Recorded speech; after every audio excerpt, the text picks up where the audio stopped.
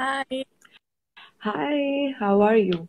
I am good. Thank you. How are you? I'm doing very, very well.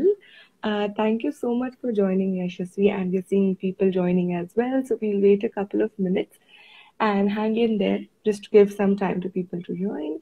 And to people, everyone who's joining, good morning, good evening, good afternoon. I don't know what time zone you guys are in, but thank you once again, everyone, for joining and being around and chatting with us. Really appreciate it. Yeah, thank you so much, everyone, and thank you, Ukti, for giving me this opportunity. Because many optometrists have been asking me questions regarding application process and the course and the curriculum.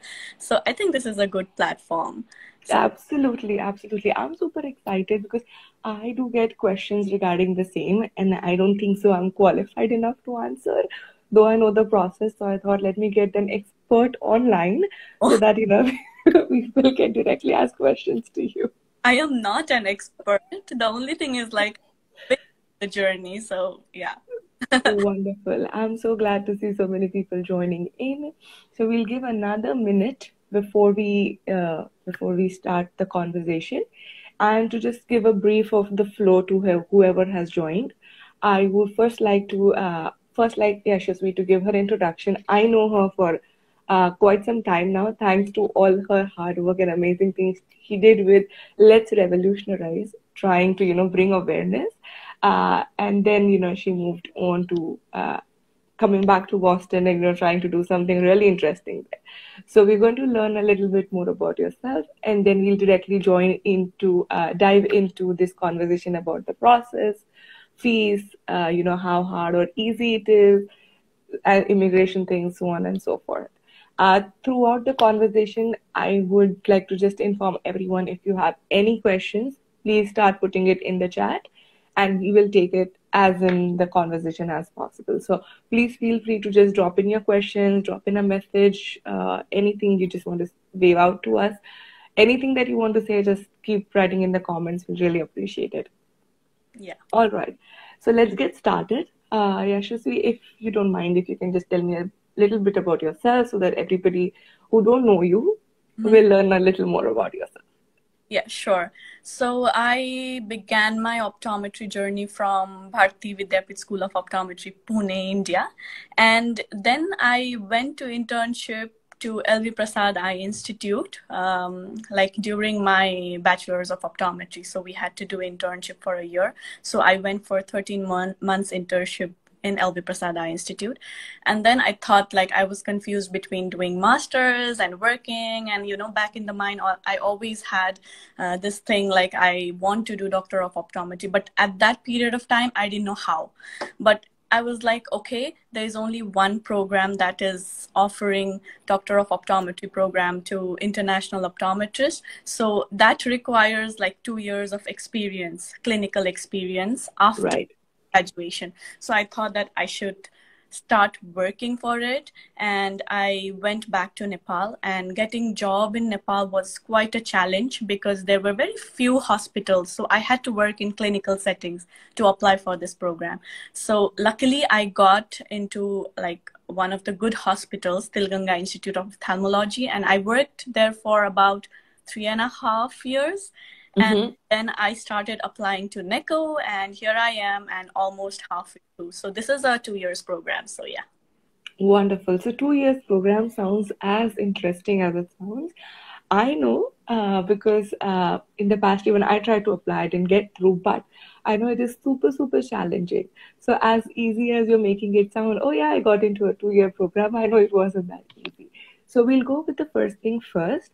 I Mhm. want to understand the entire application process. So you did mention one requirement, which is Yeah. a 2 years clinical experience. What else do you need in the process? Um, Initially, like, you need 2 years of experience, like complete 2 years of experience after you do the graduation, and you Mm-hmm. start working on your, like, as you are an international student, so you'll have to start working on your language test. So you'll have to give either TOEFL or IELTS. So do that as soon as possible, because Mm-hmm. that is also one of the important criteria. So once you get done with it, you'll have to start with the application process. So you will apply through Grad CAS. Mm-hmm. I started my application in 2019, and at that time, I didn't have to apply through Grad CAS. I applied directly, but I had to defer because I got married. Yeah. Congratulations, a good road bump in the process. So I deferred the application and I had to apply again in 2020, and I applied through Grad CS, and you'll have to work on your personal statement. That is the most important thing. And personal statement is not like it's not like you'll have 3 questions there and you'll have to answer each and every questions. So be very careful with the personal statement because it is important, and that's Right. will reflect what kind of a person you are and why do you want to do this course. So you have to spend about a month or 2 months in personal statement because that is the most important aspect of the application. And letter of recommendation. You need 3 letters of recommendation. Try to get the best out of it, like from the best professors, best faculties, who you have worked with. Try to be kind of like, choose faculty from various fields of optometry. Like Right. one can be from dispensing, one can be like, you might have done research in your 4 years optometry program. So Right. get the recommendation from the professor with whom you have done research with, and from the professor who knows about you, like when you are in your bachelor's or internship. So Right. like, try to get A as good mix. mix of the recommendation. That will definitely help. And Good. they will look into your application. They will see what kind of a person you are. Like you have a big application form and you have to fill up everything about your practice, about everything, what you're doing, what are your goals, everything. And they will select you for interview. They might not, they might. And you'll have to do your best in the interview, definitely. Ab- Absolutely. So I really like how you mentioned and emphasized on 2 or 3 the most important thing. One is of course your personal statement. As much as you're, I think, very important thing, as much as you can refer to like some templates out there, don't just copy paste. It doesn't work. People know what you're writing, and these are people who are doing this day in and out, so they definitely know. So you cannot copy. Be yourself. I think that's the most important thing. You have to be yourself. You have to show them who you are and why you want to do this program. So you have to be yourself. I think that's the Right. important tip I can give. Just be yourself. Yeah, and I think what you mentioned was like spend time on it. Don't be in a hurry to just write something, okay, it's great, and send it out. It might also be a very good idea to write and send it to your friends or professors or Yeah, colleagues to just review who know you pretty well in terms of the clinical aspect, just exactly. to get more inputs, just to see if there are different perspectives that can be reflected through your personal statement. So I Yeah. think that's very important. Some might. It's like in my time, I had to write one case. So Mhm. I don't know what's there like right now, but I had to write one case. So like write the best case you have seen in your internship or your work time.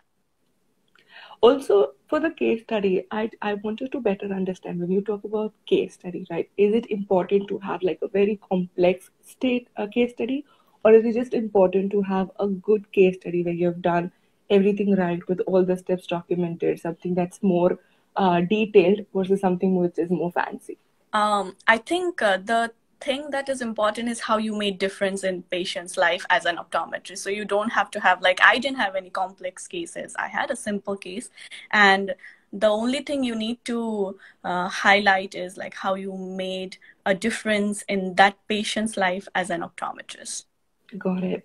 Got it. And another thing which you mentioned was like a recommendation and, having a mix of it. I think that's also very important uh, for the fact that whoever is writing letter of recommendation for you, they should know you. It shouldn't be that you are writing letters for them and they just sign off. They will not write if they don't know you. So they should.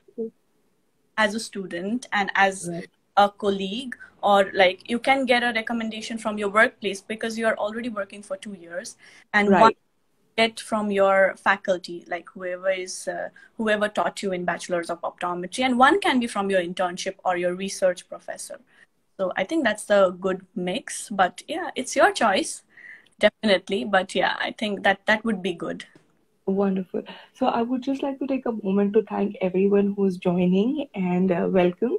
Thank you so much for being part of this conversation. As I've mentioned in the past, if you have any questions for Yashaswee, please feel free to drop them in the comment section, and we'll take them as and when it's possible. So another thing I wanted to focus on is you mentioned it is a 2-year program.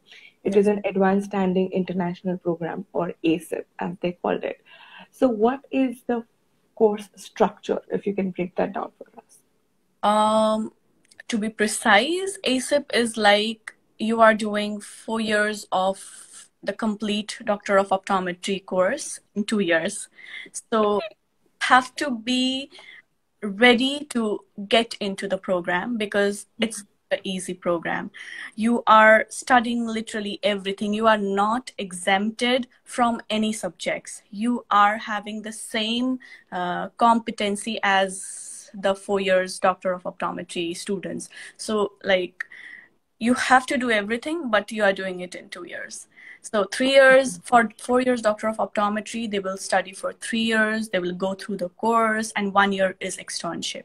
And for ASIPs, it's like in 1 year, you do the entire 3 years, and the second year is externship. So this is how it is. You wouldn't have time for anything. You are like continuously working for the college, for your exams, labs, you're going to the clinic, you're doing literally everything from 7 o'clock in the morning, and it can be till like 9 o'clock. Sometimes I return home at around 9:30 p.m. So it's kind of difficult, but yes. So it's all about like completing 4 years of curriculum in 2 years because you are already an optometrist and they expect you to know at least the optometry aspects of Right. the curriculum. Basic science will be difficult for us because most of us, like for me, I didn't do much of basic science in bachelor's of optometry. I didn't do much of general pharmacology or immunology or cell bio and biochemistry. Like all those subjects, it's quite challenging because for me, I had to struggle a lot. I had to struggle on neuroanatomy. I had to struggle on so many subjects that were like completely basics, and I had to do everything in detail. So, but I did it. Yeah. Absolutely, absolutely. And I think you shining, just not doing it, you're excelling in it. So I really like how you mentioned that. So there is no exemption, right? Irrespective of you being in a 2-year course, you still have to go through everything. It's just that you qualify for 2 years. That's it. Yeah. So there's no exemption at all. You have to do each and every subjects. Okay, that's good to know. So people are well prepared Yeah. and not take this as like, oh yeah, it's a 2-year program. I don't have to worry about my first 2-year basic courses and just focus directly on the optometry related curriculum and then move into externship. It's nothing as beautiful as it sounds. So you have to do everything. And first 3 months, we did most of basic sciences. We did cell bio, biochemistry, all those courses, including optic nerve, glaucoma, and ocular disease. But I realized that ocular disease we did in first 3 months was just a base, and now we are Mhm. advanced ocular disease. So now we are also doing basic sciences, some of it, but we are more into like optometry. We are more focusing into the optometry aspect of the curriculum. So it's like advanced ocular disease, neural basis of vision, and visual development, low vision. So all these subjects are in fall. And next semester we'll have like we had binocular vision and ocular motility, and we're still having ocular motility, but next is like advanced strabismus and all these subjects. Got it. Got it. So To advanced. got it. So when you talk about like basic to advanced, how many people are there in the ASIP program, and how do you work around it? So there are 10 people in our program. Like 9 got selected this year, and one of them deferred last year due to COVID. And in total, we are like 10 people, and are like family. So we have because there is no choice. We should be together. We should work together, and this is how. Right. Because it's a very difficult course, and you need help from your friends. So Absolutely. we are working together in every aspect, but the thing is like we are not posted in same clinics, and we are going to different clinics. NECO has vast networks of clinics, so we are getting different experiences, so we can share our knowledge, and we share our stuff, we share our notes. So basically we are like family here in as an Got it. And the 10 people you mentioned, how diverse is the class? Is it everybody has the same background of optometry? Is it ophthalmology? Like, what is the mix, or like people you are competing as part of your application process? Yeah, so like in first 3 months, like the summer semester, we studied with AODP students as well. So AODP is Accelerated Optometry degree program. So in AODPs, most of them are medical doctors who have completed their medical degrees in different countries, and they are here to do Doctor of Optometry program. So that's the three. So there are 2 students who are from optometry background. They did their bachelor's of optometry. One of them did in England, and one of them she did in India. So they are in AODP program. They are doing 3 years of program. And in our like ASIP program, we have like people from India, England, Canada. I am from Nepal, and there are like few from US. So most of them are from Canada, because most of them, they do in England, and they come to the US to get advanced standing international Doctor of Optometry degree in ASIP. So it is diverse, definitely, but like we have of like, you know, varieties of backgrounds. So they have been working, so they got their optometry degree, they have been working for many. I am the youngest in my class. So, they are super experienced. They have been working for many years. They are knowledgeable. They are really good. So it is diverse, and they have got their optometry education from like different countries, from Ireland as well. So nice. So basically, everybody, as far as I understand ASIP, right? So everybody who's trying to do their OD in United States and want to do it quick, like, you know, I know as difficult it is, but you don't want to spend 4 years, they all apply for ASIP. It could be something from an optometry background, from an ophthalmology background, from a medical science background, right? So you are basically, when you're applying, of course, you're competing with the best of the best from around the world. Yes. And I'm really happy and excited to say that you're part of, you know, one of the best doctors that they have, you know, selected to be part of the program. So congratulations on that once again. Much. I am trying to do my best. The thing is, like, I am definitely struggling because the curriculum is difficult, schedule is like difficult. I have to go to the clinic, I have to catch up on all the lectures, keep up to it, and do everything in one go. It is difficult, but I'm trying to do it. Definitely, I'm trying my best. Wonderful.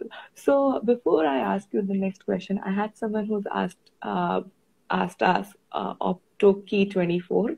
Would you please talk about Masters of Vision Science? Well, not in this conversation. We are going to stick to the OD program for now, but I will definitely keep this in mind, and we'll definitely do another InstaLive with someone who is currently pursuing or has completed Masters of Vision Science. So any questions related to the OD program is more than welcome. But anything about vision science, we'll park that for the next InstaLive. So I'm sorry, but we'll be just focusing on the OD conversation for today. As I mentioned, if anyone has any questions, please keep dropping in the chat. I'll be more than happy to take it during the talk. Now, talking about, you did mention how intense this is. Plus, you are married. So I want to also focus and talk about the work-life balance. If you have any life left, you know, with the kind of things we have discussed offline, and I wanted to kind of, highlight how intense has it been? How are you able to manage your married life? How is that thing? Yeah, so all thanks to my husband because he has been tolerating everything. But to be honest, we don't live in same place. He stays Mm-hmm. working in Pennsylvania and I'm here in Boston. So his schedule is like he works for 1 week and he has 1 week off. So that 1 week. Mm-hmm. So it's like kind of difficult to say because I am getting support from him and it's kind of, it's going easy because he's supporting me a lot and he's not complaining about anything. The thing is, I don't have time for him.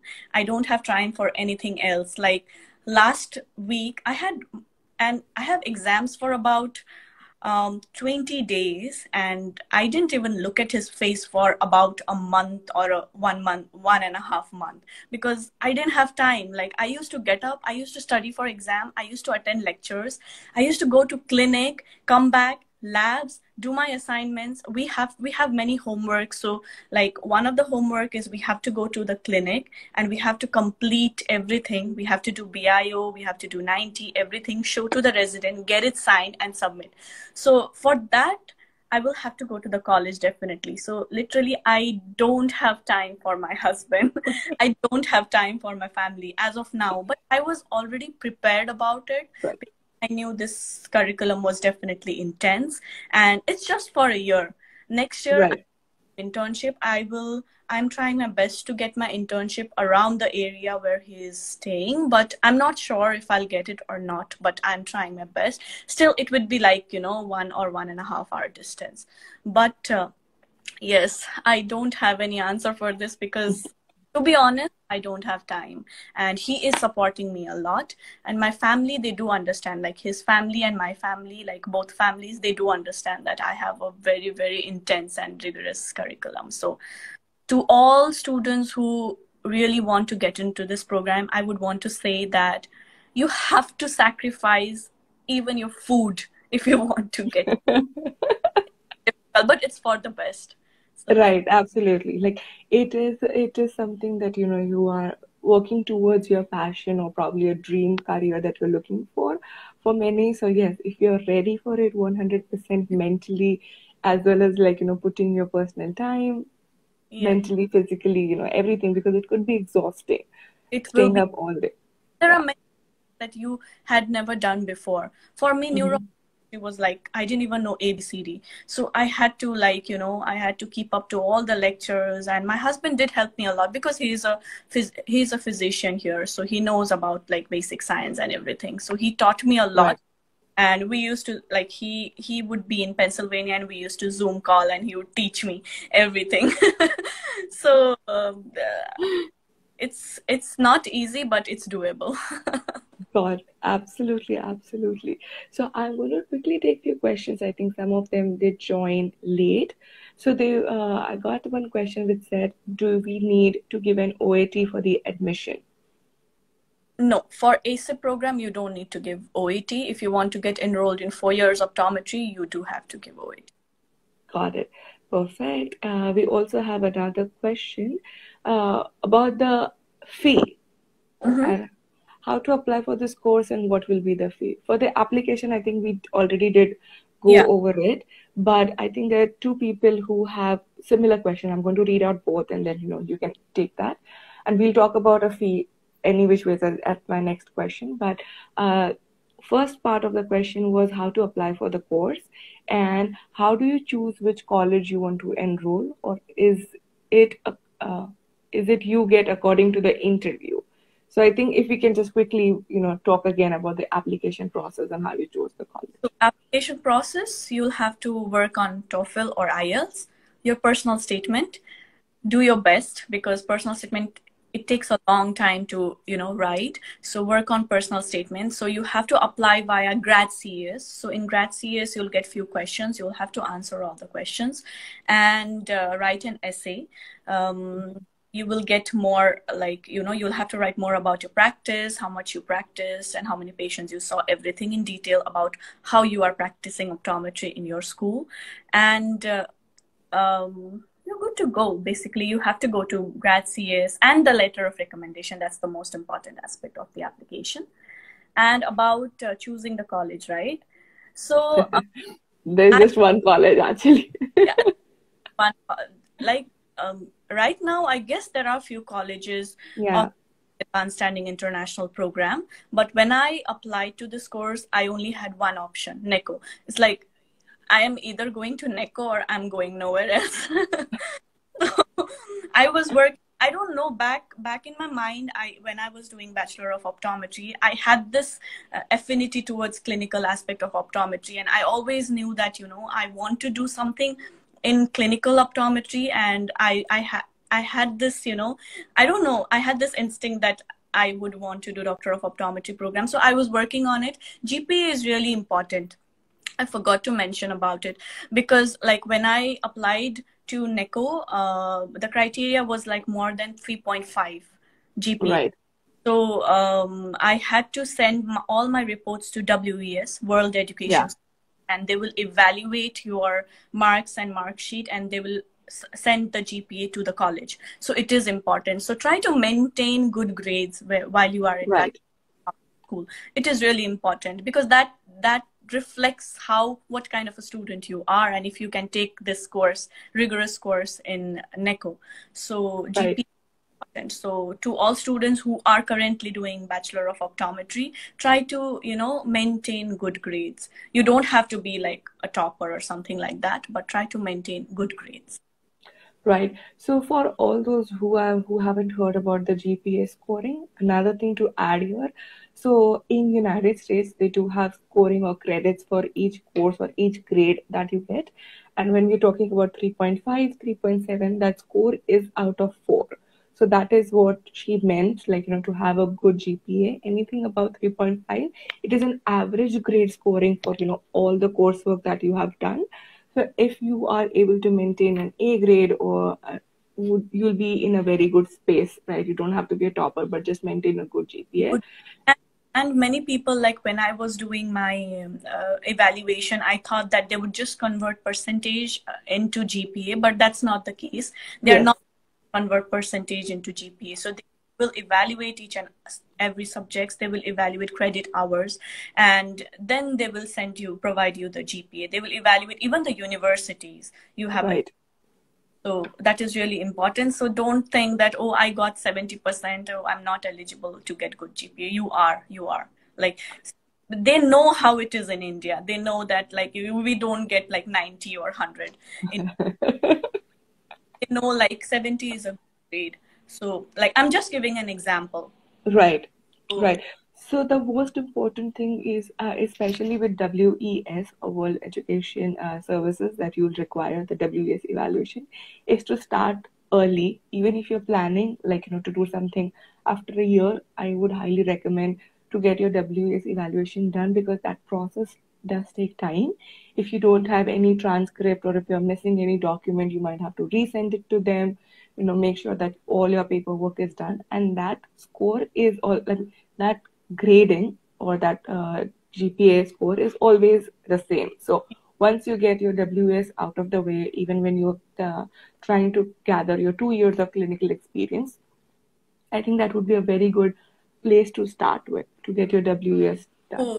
Do it 6 months prior to applying to the college. It's important because my time, it took like about 4.5 or 5 months, because same with me. And I had to submit again, and I had to contact a university, and I was kind of difficult for me to.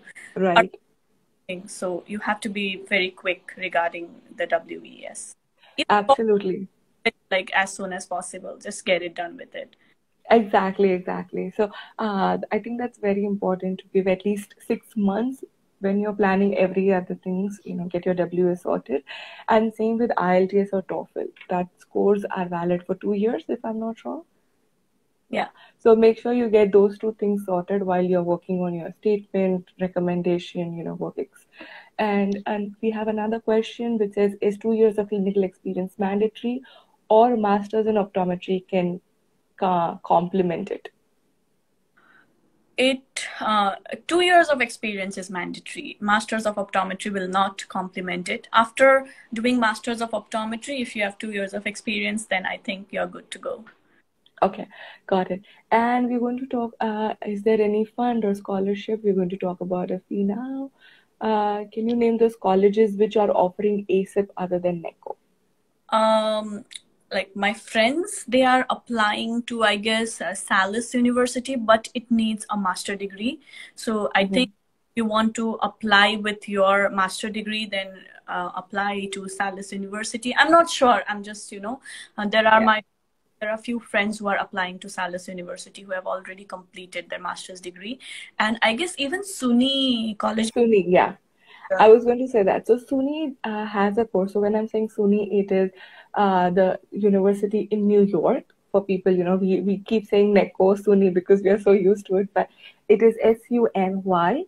It is a yeah, it is a optometry university in New York.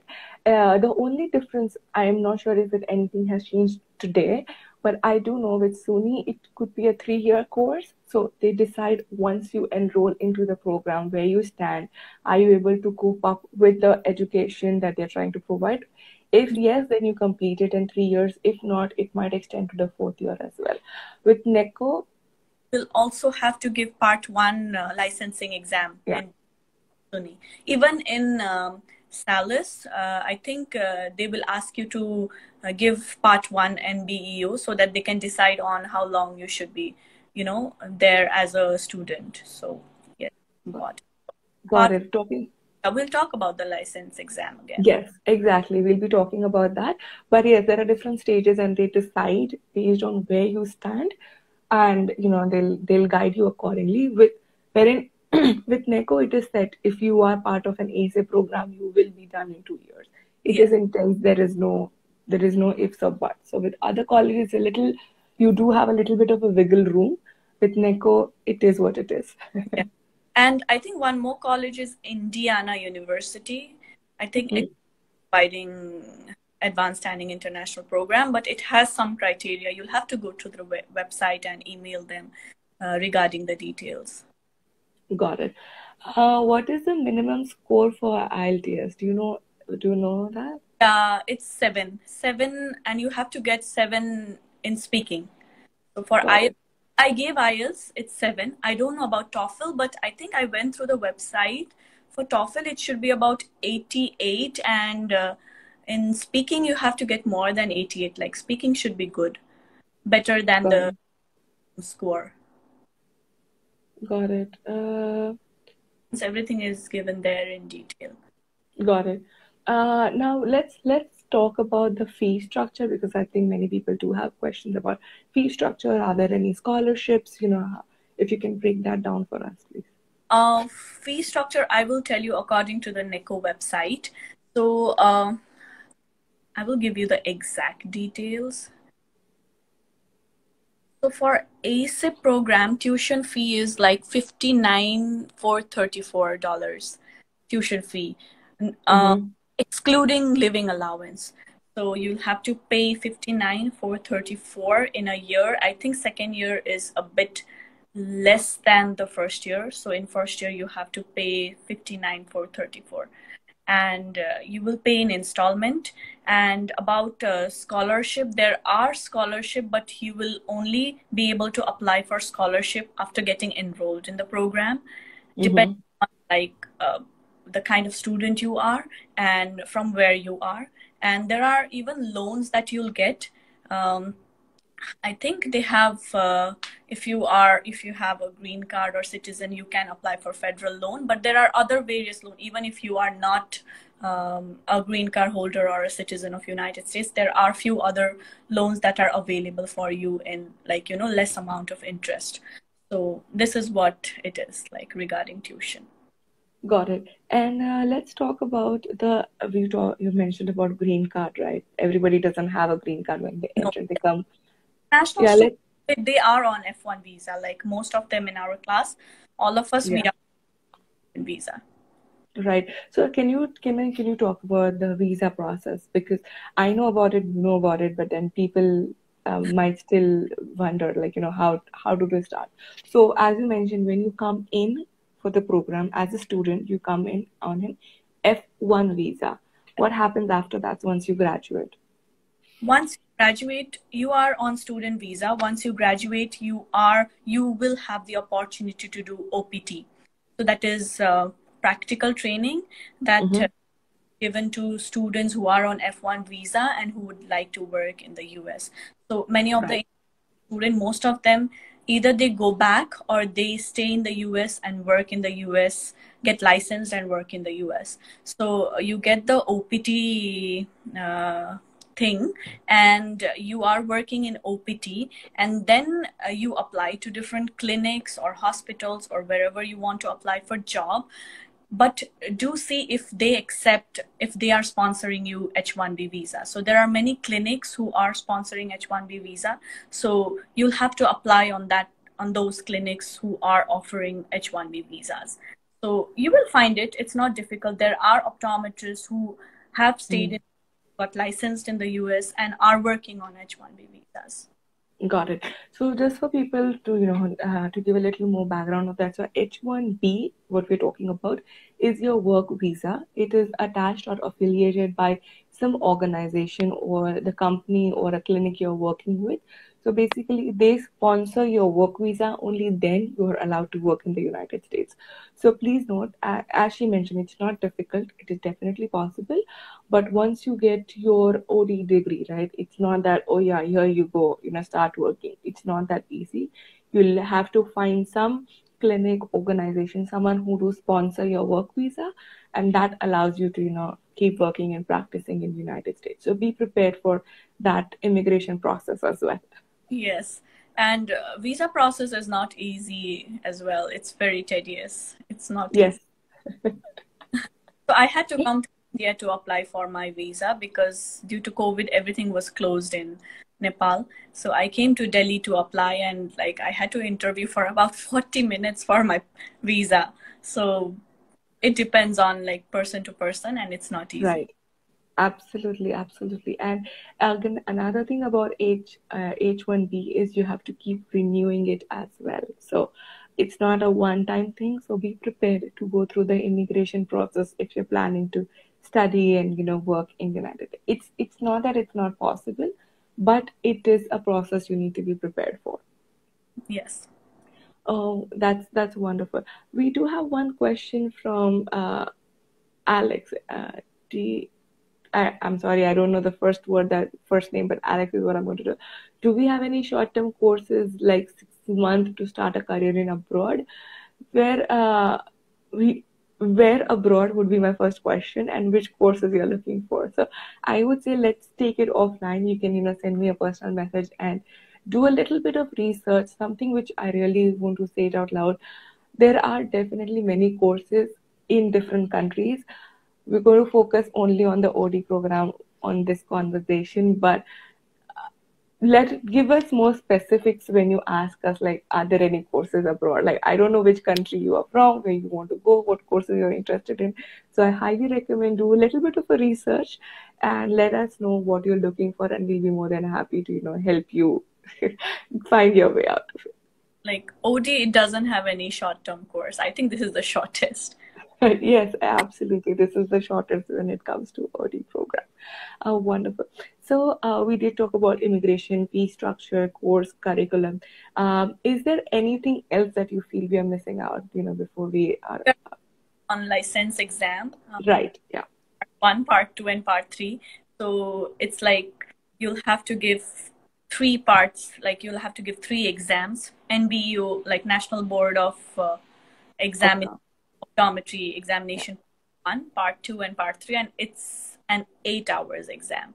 So we'll have to sit there for 8 hours to complete the licensing exam, and Part 1 exam, I will have to give it next year while I'm doing my internship, in around like 3 months after I joined externship program. And part 2 also I'm doing it next year, part 2 and part 3. So I will have to complete part 1, part 2 and part 3 boards in the period while I'm doing, my externship time. So it's not easy, but now it's kind of very vast. You'll have to study everything for the licensure exam and give the exam. It's an 8-hour exam. So there are few resources that are available to you, like KMK, OptoPrep. So you'll have to go through everything before giving the exam, and you'll have to pass those exams to get licensed in the US. Got it. Another very important thing for people to know, especially in US, I'm pretty sure once you're in the program, you'll know about it. When she talks about licensing, right? Even after you get those license, in US, it is state-wise license. So if you have a license to practice in Boston, it doesn't mean you can practice in California or New York. It is all state-based license. So you'll have to keep, giving exams to acquire those license. In some cases, in some states it's just an application. It's definitely possible. I know doctors who have 25 plus licenses across United States, but just another point for you to know that you can practice once you have a degree, but you'll have to get your license for each state. Each state, yes. So if you want to practice in California, you'll have to get California board license. Absolutely. And I'm going to take one more question. Will you be paid for your externship? No. I like that. No. Straight no. Wonderful. Work study programs in the college. So if you want to get a job in college, you definitely can apply for those programs. Got it. Is there anything which we're supposed to focus specifically or something in academic for entrance exam other than optometry curriculum? Entrance exam, we don't have any entrance exam. Yeah. You'll have to be selected in interview, and they will ask questions based on, like, it's mostly related to the basics of optometry, if you have basic knowledge in optometry and why do you want to do optometry, and they are trying to figure out if you can take the load of this course or not. Absolutely. So it all boils down to your statement that she mentioned, right? Like the first thing that you're talking about, your experience, your passion, why are you interested? So as far as I know, the interview process will be drilling more into your personality, your passion for the course, like will you be able to take the load? It has got nothing to do with, and there are no entrance exam to answer that. Yeah, no entrance exam. In some universities, I have already mentioned that you'll have to give part 1 boards, but that's not right. Entrance exam. That's just to figure out if you can do these courses in like 1 year, 2 year, or you need to take it for a longer period of time. Got it. Perfect. So I see Jatin has another question. If anybody want to practice in England or abroad, what is the eligibility criteria according to qualifications? Well, Jatin, that is again, something that we're not going to be discussing. We're just going to focus on US at this point. As far as England is concerned, we can definitely check it, and I can respond back to you. Just send me a personal message for that. And abroad is a very broad term, guys. Please be very specific which country you want to go into. So we are basically talking about Doctor of Optometry program in the US. So yes. Yeah. Anything outside US, well, as much as I would love to talk about it, and we can do another InstaLive with person who has gone through the program or the course, but that's not the topic for today, guys. So please be a little more specific when you say abroad. Can we get, or will there be any chance of getting reselected? I think that's what she meant. Selected, yes, because there are hundreds and 200s of students applying from all over the world, and they only take about 8 to 10 students. So definitely you have high chances of getting rejected.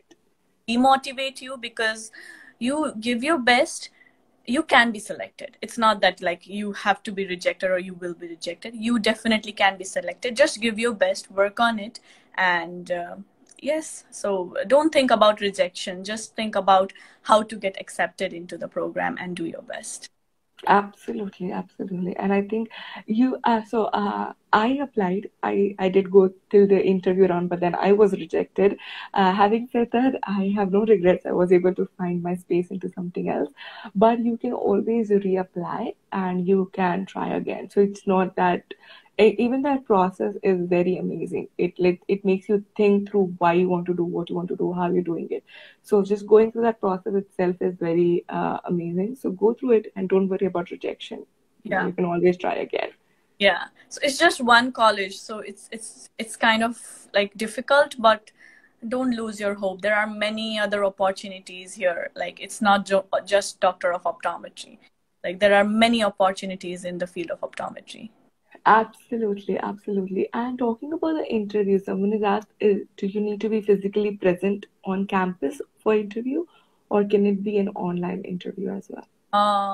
Technically, yes, but due to COVID, I think they are doing online interview. For me, it was an interview. Okay. But ideally, like in normal situations, I guess they used to call students to US to give the interview. Right. One second. Someone asked what's the difference in terms of like the clinical aspect, studying in India, Nepal, and in United States. Difference between teaching and clinical hands in between Nepal, India, and United States. Optometry is like it's similar. It's not that Yes.